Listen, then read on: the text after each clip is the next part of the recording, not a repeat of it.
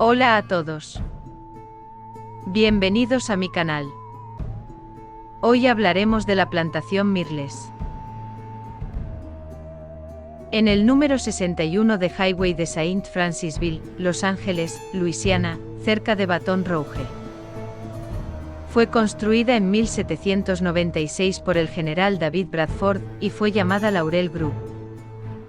El general vivió solo en ella por varios años, hasta que su esposa y sus 5 hijos, que vivían en Pensilvania, se trasladaron a vivir a la plantación. Bradford, que era abogado y fiscal de distrito, murió en 1808. En 1817, un estudiante de leyes, Clark Woodruff, se casó con una de las hijas de Bradford, Sarah Matilde. Clark y Sarah dirigieron la plantación, la cual se encontraba en posesión de la viuda de Bradford, Elizabeth. Los Woodruff tuvieron 3 hijos, Cornelia Gate, James y Mary Octavia. Sarah Bradford y 2 de sus hijos murieron en 1823. Se dice que en la propiedad hay un espejo a través del cual se pueden observar sus espíritus, quienes fueron asesinados por una esclava llamada Chloe, de 17 años, harta de los abusos sexuales de su amo. Aprovechó un día que él estaba de viaje y asesinó en venganza a la dueña de la casa junto a sus 2 hijos, poniendo veneno en un pastel que horneó para ellos. La idea era que enfermaran y entonces ella les daría una cura y demostraría su valor, pero no calculó las cantidades y murieron varios días después. Pero realmente murieron por un brote de fiebre amarilla, el veneno solo empeoró su estado. Cuando otros esclavos se enteraron de los crímenes, apuñalaron a Chloe y fue ahorcada en un árbol frente a la casa. Son muchos los que han asegurado verla recorrer los pasillos con un turbante verde, que lleva para ocultar la oreja que le falta, que fue cortada por su amo como castigo, al pillarla escuchando detrás de una puerta. Se dice que se oye el llanto o las risas de bebés, o niñas jugando y corriendo por los pasillos, mientras que algunos de los que se han atrevido a dormir ahí, aseguran que han despertado en medio de la noche siendo observados por la esclava. Otros dicen que durante el intranquilo sueño son molestados por extrañas presencias que intentan tirarlos de la cama, mientras inmóviles, son presas del pánico.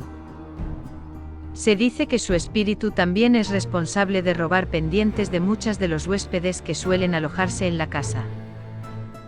Cuando Elizabeth Bradford murió en 1831, Clark Woodruff y su hija Mary Octavia se mudaron a Covington, Luisiana, dejando un encargado para administrar la plantación.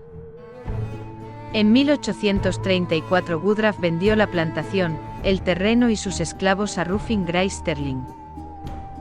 Woodruff murió en 1851. Sterling y su esposa, Mary Catherine Cobb, comenzaron una extensa remodelación a la casa. Cuando la completaron, era casi el doble del tamaño de la casa original y su nombre fue cambiado a The Mertels. Los Sterling tenían 9 niños, pero 5 murieron jóvenes. Sterling murió en 1854 dejando la plantación a su esposa, que en 1865 contrató a William Drew Winter para ayudarla en la plantación como su abogado y agente. Winter se casó con la hija de Mary, Sarah Sterling. Ellos vivieron en la plantación y tuvieron 6 hijos, muriendo uno de ellos, Kate, de fiebre tifoidea a la edad de 3 años. Aunque los Winter fueron forzados a vender la plantación en 1868, la volvieron a comprar 2 años después.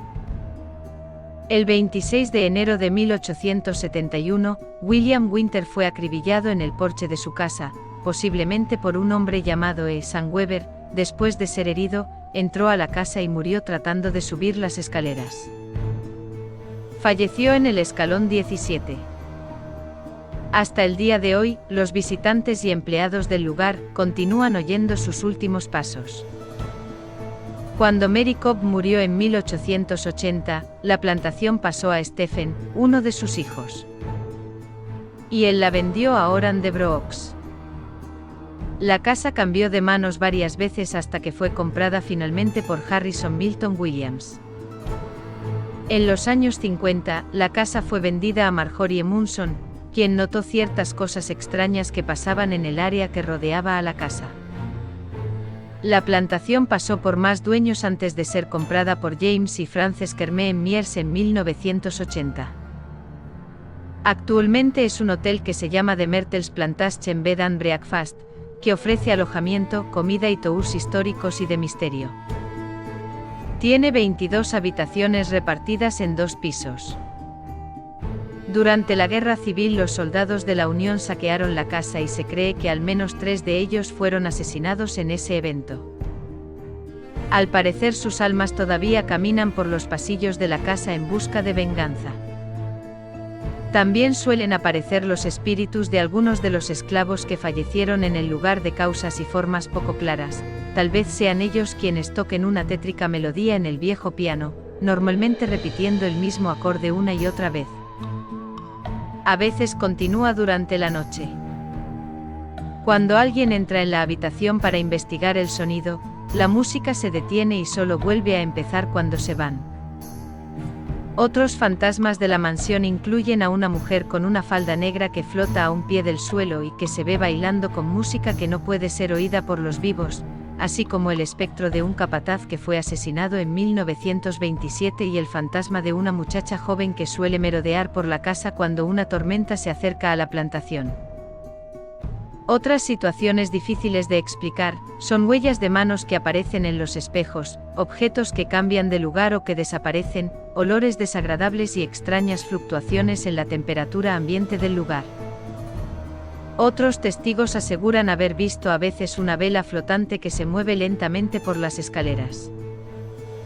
Una empleada llamada Esther Ivy, que llevaba más de 37 años trabajando en la casa, comentó lo siguiente: desde el principio comencé a sentir unos escalofríos inexplicables en muchas dependencias de la casa y a veces sentía que era mejor no entrar a una habitación. También solía escuchar pasos y no había nadie y a veces solía oler un perfume muy dulce. Muchos invitados han oído el sonido de pasos en las escaleras y han visto la imagen de un hombre parado en la parte superior del pasillo. Parte de la película, El largo y cálido verano, fue grabada en la plantación. Un día, el equipo movió los muebles de la sala de juegos y el comedor para filmar y luego se fueron. Cuando regresaron, todos los muebles habían sido trasladados a su posición original. No había nadie dentro de ninguna de las habitaciones mientras el equipo estaba ausente. Esto sucedió varias veces, aunque al final lograron obtener las tomas que necesitaban. Se contrató a un empleado para recibir a los invitados en la puerta de entrada. Un día, mientras él estaba en el trabajo, una mujer con un vestido blanco pasado de moda cruzó la puerta sin hablarle. Caminó hasta la casa y desapareció por la puerta principal sin siquiera abrirla. El portero renunció a su trabajo y nunca volvió a la casa.